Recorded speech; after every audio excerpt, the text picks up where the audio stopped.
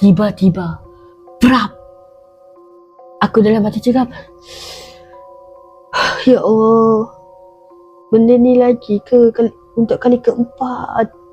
Janganlah. Hello guys, welcome back to show my channel.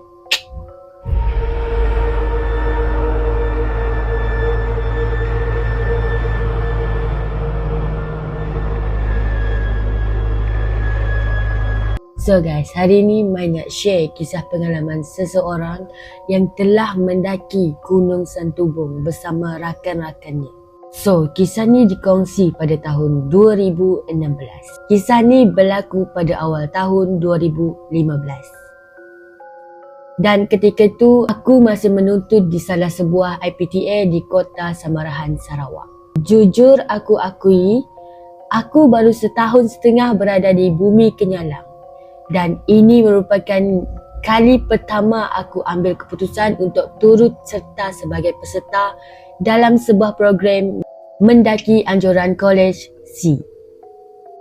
Senior ada cakap, kalau belajar kat Sarawak 2-3 tahun tapi tak naik Gunung Santubong memang rugi, kata dia. Jadi aku ambil keputusan untuk turut serta walaupun pengalaman dan skill mendaki gunung ni memang zero habis, kata dia. Program tu berlangsung pada hujung minggu, iaitu hari Sabtu.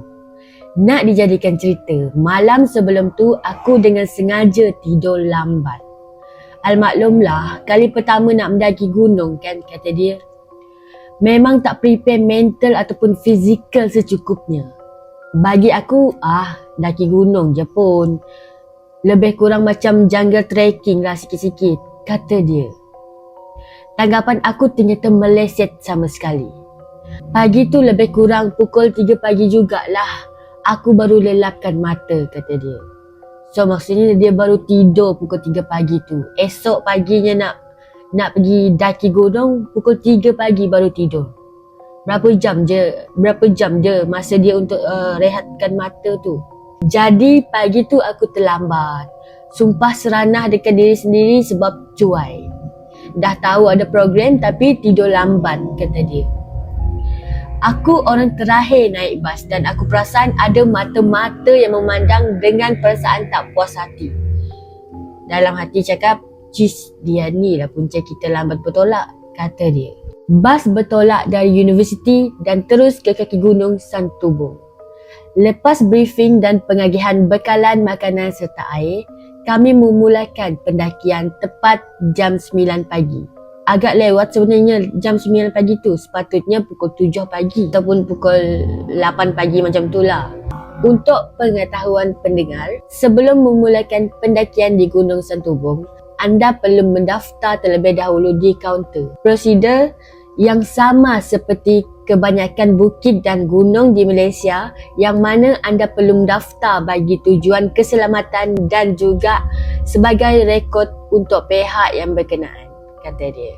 Gunung Santubong mempunyai kisah legenda tersendiri yang turun dari zaman ke zaman. Kalau pendengar curious nak tahu, kisah legenda Gunung Santubong ada beberapa versi. Dan terpulang kepada pendengar sendiri menilai yang mana satu rasanya bertepatan dengan kisah yang akan aku ceritakan ni. Pendakian diteruskan dengan trail atau laluan yang tidak begitu mencabar. Landai dan seakan-akan trail jungle trekking, katanya. Kami berhenti berdekatan mini waterfall untuk satu aktiviti berkumpulan yang mana kami perlu memasak telur dengan menggunakan teknik membakar telur yang dibaluti dengan aluminium foil dan dibakar di dalam tanah. Lebih kurang macam itulah. Sejurus selepas semua kumpulan siap dengan tugasan yang diberikan, kami meneruskan pendakian sehingga ke checkpoint F7. Juga dikenali sebagai viewpoint 1. Sebab dah boleh lihat pemandangan dari aras tersebut, namun itu baru permulaan. Kami berhenti di F7 untuk makan tengah hari dan juga aktiviti ibadah bagi peserta Muslim. Kiranya diorang berhenti untuk makan tengah hari dan juga untuk solat tengah hari untuk yang peserta Muslim. Kami meneruskan pendakian sekitar jam 1 lebih dan segalanya bermula di situ. Darjah kesukaran dari tahap 1 terus berubah kepada tahap 8 ke 9 apabila anda meneruskan pendakian dari checkpoint F7 ke atas. Peserta diuji dengan ketahanan fizikal dan mental yang sangat tinggi. Dan sepanjang pendakian, peserta perlu memanjat monkey ladder untuk ke aras lebih tinggi dengan tangga tersebut berada pada sudut 90 darjah. Satu perkataan yang muncul di benak fikiran aku dan terus menghantui aku sepanjang pendakian ialah menyesal. Tapi segalanya sudah terlambat. Cukup terlambat untuk aku patah balik atau orang putih kata give up. Nak tak nak aku kena teruskan. Hasil dorongan moral rakan-rakan peserta yang lain, aku berjaya berada dalam kumpulan pertama yang berjaya sampai ke puncak sekitar pukul 4 petang. Sewaktu pendakian kami terserempak dengan beberapa pendaki dan mereka ada meninggalkan pesan yang mana kami sebenarnya agak lewat untuk meneruskan perjalanan sehingga ke puncak. Tapi kami ambil secara acuh tak acuh saja. Maklumlah darah muda, mana pernah nak dengar cakap orang yang lebih tua, kata dia. Hampir setengah jam berada di puncak. Selesai dengan sesi mengambil gambar, ketua program ambil keputusan untuk mula kami turun dari puncak tersebut. So dia orang pun lepas ambil gambar apa semua, ambil gambar cekek apa semua. Lepas tu ketua program dia orang mengarahkan dia orang untuk turun dari puncak tersebut. Memandangkan cuaca akan berubah apabila maghrib menjelma. Untuk pengetahuan pendengar, cuaca petang di Sarawak akan mulai gelap di sekitar awal jam 6 petang. Jadi kami perlu turun juga untuk memastikan kami sampai ke kaki gunung sebelum tirai malam menjelma, kata dia. So dia orang kena turun dari puncak tu sebelum maghrib menjelma. Sewaktu turun dari puncak, kami terserempak dengan kumpulan kedua yang masih mendaki dan ingin terus mendaki hingga ke puncak. Pada mulanya, ketua program dan AJK yang lain tidak menyarankan untuk kumpulan tersebut meneruskan pendakian. Namun mereka dibenarkan untuk terus mendaki walaupun waktu sebenarnya sudah agak lewat untuk ke puncak. So program ni cakaplah dengan kumpulan yang kedua ni, "Weh, korang masih nak mendaki ke? Dah lewat dah ni, dah nak maghrib dah." Lepas tu kumpulan yang kedua tu cakap, tak apa sir, kita orang tetap akan naik. Rugilah kalau setengah jalan je. Tak apa, it's okay. Korang turun je. Nanti lepas kami sampai di puncak, lepas tu kami akan turun balik. It's okay, kata dia. So, pendakian kumpulan kedua ke puncak dijaga oleh beberapa AJK program yang bertugas seperti yang aku cerita tadi. Cuaca petang berubah sangat pantas. Sedar tak sedar sampai saja kami kumpulan pertama ke checkpoint F7, hari sudah pun gelap. Langit beransur kegelapan menandakan maghrib bakal menjelma. Kebanyakan daripada peserta sudah mulai keletihan. Bekalan air pun sudah habis diminum dan rata-rata daripada mereka menampakkan wajah keletihan yang amat sangat. Termasuklah aku. Ketua program dan AJK buntu buat seketika. Masih ada satu lagi kumpulan yang masih belum turun dari puncak. Hal tu yang merisaukan ketua program dan para AJK yang lain memandangkan hari beransur gelap. Ketua program pun sembanglah dengan AJK yang lain. Risaulah, kumpulan kedua ni belum turun-turun lagi. Hari dah lewat dah ni. Macam mana tak apa. Tak ada apa-apa. InsyaAllah tak ada apa-apa. Kita doa yang baik-baik untuk diorang. InsyaAllah diorang turun dengan selamat, kata AJK kumpulan 1. Ketua program mengambil keputusan untuk membenarkan peserta kumpulan pertama untuk turun ke kaki gunung terlebih dahulu dengan ditemani 2 orang AJK dan mereka yang lain akan tunggu di checkpoint F7 untuk menanti ketibaan kumpulan kedua. Tanpa berlengah, kami mulai turun menggunakan laluan Bukit Puteri. yang mengambil masa kira-kira 45 minit untuk turun sehingga sampai ke kaki Gunung Santubong. Suasana waktu tu agak sepi, masing-masing dengan bersulurkan lampu daripada smartphone dan power bank. Berhati-hati sewaktu menuruni Bukit Puteri kerana cuaca sudah pun gelap dan kami bergantung sepenuhnya terhadap pencahayaan daripada lampu yang kami ada. So time tu dia orang just ada lampu dari smartphone and power bank. Aku memang tersangatlah letih dan dengan kaki rasa lemah longlai, tapi perjalanan turun perlu dilakukan segera yang mungkin. Uish, letih dia jangan cakap lah. Mai dulu pernah ikut kawan jaga trekking bukit je. Bukit je pun dah macam tak ada nafas. Nak kena ambil nyawa dalam setengah jam macam tu baru dah okey. Kaki pun rasa macam bergegar-gegar. Apatah lagi daki gunung. Dalam tempoh perjalanan turun, aku mula rasa tak sedap hati. Seolah-olah ada benda yang memerhati setiap langkah dan gerak-geri kami. Bayangkan di dalam hutan dengan rata-rata daripada kami dilanda keletihan yang amat sangat dan dalam suasana yang sangat gelap. Hanya Tuhan yang tahu perasaan kami waktu tu. Dengar je azan maghrib berkumandang dari kampung Santubong, hati aku dah mula rasa lega sedikit. Tapi ketakutan tu masih ada. Setelah menempuh pekat malam dan bunyi-bunyian cengkerik, kami selamat tiba di kaki gunung sekitar jam 8 malam. Dan kami pun disambut oleh beberapa orang penduduk kampung beserta staf Gunung Santubong. AJK yang menemani kami menceritakan secara serba sedikit tentang apa yang berlaku. Kami terduduk keletihan. Ada yang mengambil keputusan untuk baring bagi melepaskan kepenatan yang mereka alami. Bekalan air pula dah habis. Dan bila kami ajukan soalan, "Pakcik, kat mana ada kedai waktu ni? Kami haus lah." Secara tiba-tiba satu bekas icebox muncul. Pakcik tu seraya bersuara. Nah, air mineral RM2, air gas RM3. Cis, dalam keadaan kami yang hampir sesatu sempat lagi dia berniaga. Dalam hati aku cakap, tak kisahlah pakcik, RM5 pun aku sanggup beli untuk sebotol air mineral 500ml tu. Selepas beberapa seketika, AJK mengarahkan kami untuk naik dan berehat di dalam bas sementara menanti ketibaan kumpulan kedua bersama-sama AJK yang lain. So kami pun jalan pergilah menuju ke bas untuk untuk rehat, untuk ambil aircon apa semua. Panas kan, letih. Kalau boleh tidur dah masa tu, kata dia. Perasaan seram aku yang mula apabila mulai turun dari checkpoint F7 bertambah tinggi sejurus kami masuk ke dalam bas. Aku duduk di barisan hadapan, betul-betul di belakang kerusi pemandu kedua single seat tu.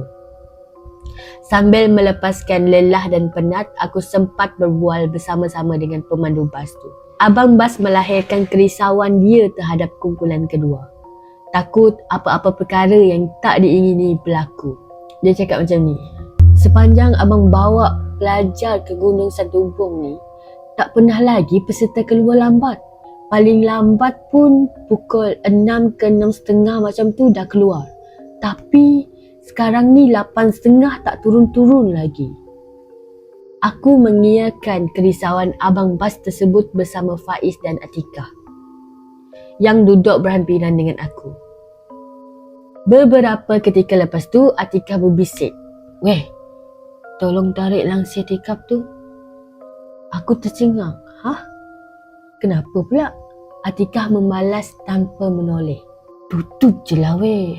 Aku ada nampak something." Zat. Dia tutup langsir. Tanpa banyak soal, aku terus tarik langsir dengan tanpa menoleh secara langsung ke arah luar. Atikah bersuara, "Sebenarnya masa kita turun tadi, aku dah mula rasa ada benda ikut kita. Aku nampak tapi secara hujung mata je lah. Sebab tu kalau kau perasan, aku baca-baca masa kita on the way turun tadi," kata Atikah. Aku dan Faiz diam 1000 bahasa. Jauh dalam hati aku merasakan memang benar apa yang Atika rasa. Sebab aku pun rasa perkara yang sama, cuma bezanya aku tak nampak. Oleh sebab tingkap di sisi aku dah tutup dengan langsir, pandangan aku terarah ke cermin hadapan lagi sekali. Astagfirullahaladzim.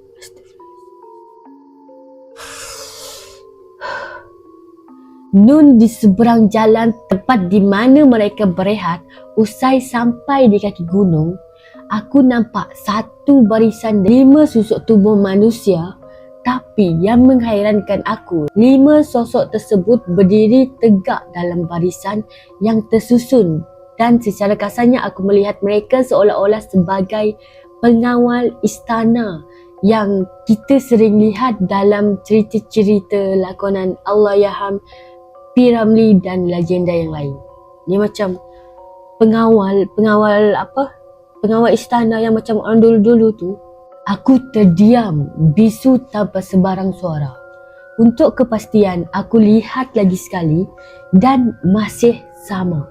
5 susuk tubuh tu berdiri tegak seolah-olah pengawal istana yang sedia menanti arahan. Aku menyandar terus ke kursi. Pandangan aku tundukkan, tanpa aku menoleh kiri dan kanan ataupun ke hadapan. Abang driver tiba-tiba bersuara, memecahkan seketika kesunyian yang berada di dalam bas. Dek, abang nak pergi isap rokok kat luar jap dengan orang kampung bawah tu. Korang jaga bas ni tau, jangan bagi siapa-siapa bawa. Dan sejurus lepas tu terus meninggalkan kami yang keletihan di dalam bas. Aku, Atika dan Faiz tidak banyak bersuara, masing-masing dilamun kepenatan dan keletihan yang tak tahu bila nak berakhir. Tengah sedap-sedap aku layan perasaan Datin ni, tiba-tiba bas mendap. Dia macam macam ada orang naik bas tu.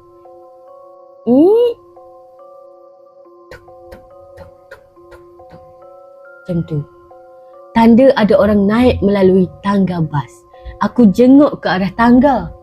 Faiz dan Atikah pun turut menjenguk dekat tangga. Tengok siapa yang naik tangga. Siapa yang masuk ke dalam bas. Fikiran kami, abang driver dah datang balik dekat bas. Namun, apa yang memeranjatkan kami, tak ada siapa pun sebenarnya yang naik bas tu. Tapi yang kami hairan, macam mana bas boleh mendap seolah-olah ada orang naik. Sebenarnya tak ada siapa-siapa pun yang naik.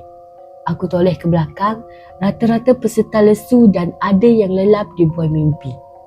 Atikah lantas bersuara. Dia cakap macam ni, jangan cakap apa-apa. Aku rasa benda yang sama. Kita buat-buat tak tahu. Aku dah mula tak keruan. Sekali lagi kami membisu sejurus perkara tersebut berlaku. Buat kali kedua, bas mendap dan kali ini disertakan dengan bunyi prap. Sah, memang bunyi orang naik bas guna tangga. Kami bertiga menjenguk ke arah pintu bas, tak ada siapa-siapa. Bila bunyi je macam tu, kami pun terus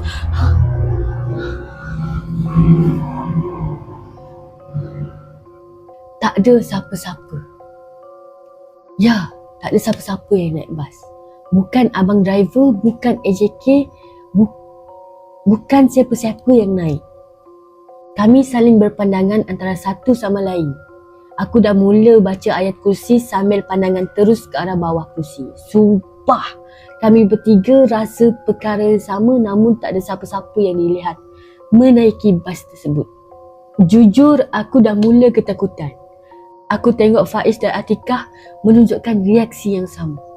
Ketiga-tiga kami dalam ketakutan. Buat kali yang ketiga, kami diganggu dengan perkara yang sama. Bas mendap. Seolah-olah ada yang menaiki bas. Namun tiada susuk tubuh yang kelihatan menaiki bas tersebut. Kali ini kami reda.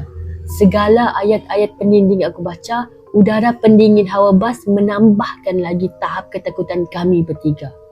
Aku ambil keputusan untuk lelapkan mata.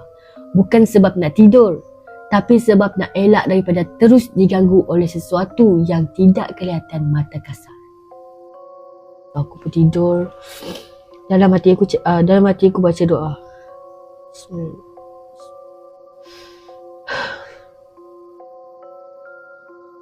Tiba-tiba, prap! Aku dalam hati cakap, ya Allah, benda ni lagi ke untuk kali keempat? Janganlah. Macam tu. Sumpah memang aku dah tak nak tengok lagi dah. Aku nak pejam mata sampai bas bergerak. Tekaan aku meleset. Rupa-rupanya salah seorang AJK program yang menaiki bas seraya berkata, bangun semua. Pakcik yang kat bawah tu cakap, siapa yang ada ambil ataupun petik apa-apa dari gunung tu, tolong pulangkan. Kalau tak, rakan-rakan kamu semua kumpulan kedua tu tak akan balik dari gunung ni. Dia cakap macam tu. Suasana sepi seketika. Soalan tersebut tidak dijawab terus. Rata-rata peserta kebingungan. Aku pun macam,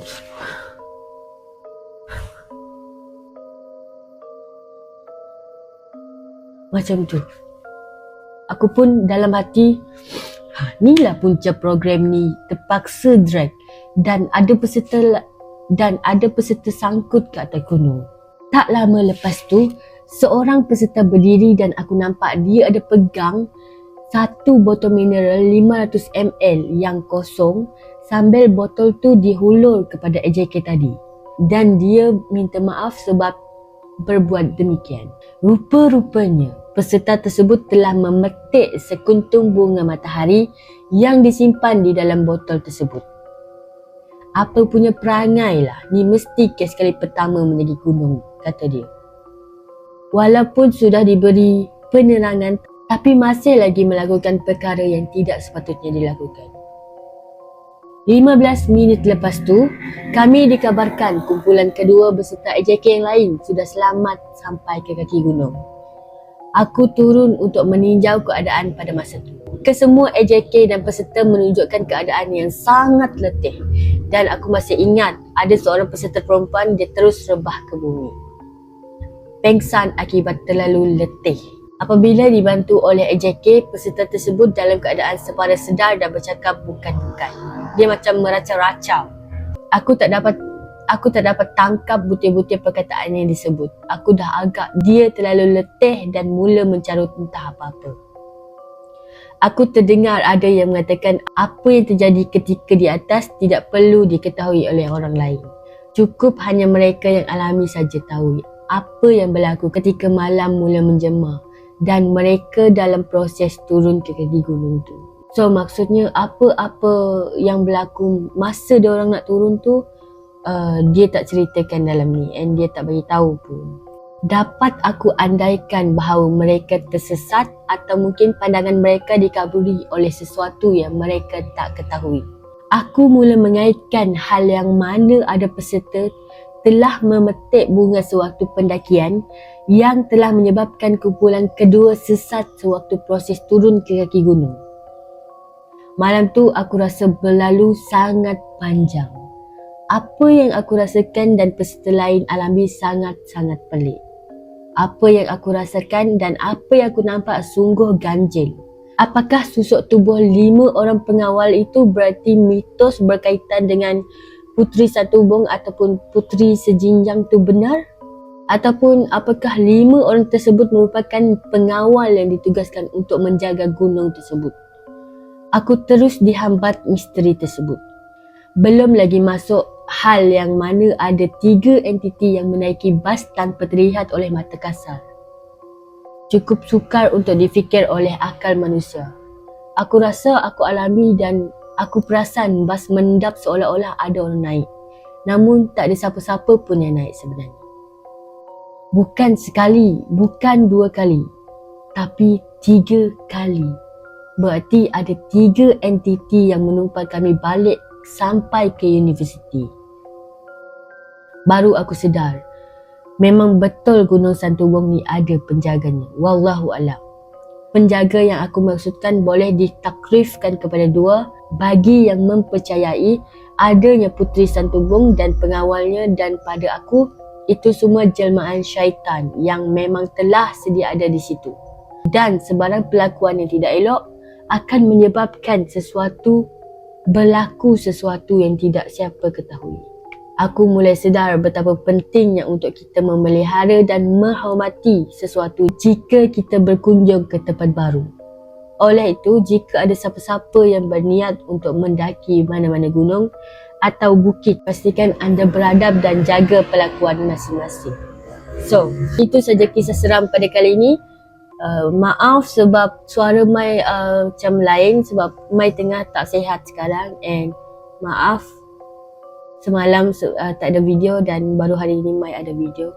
Semoga kita dilindungi Allah Subhanahu Wa Taala dan diberikan kesihatan yang baik-baik.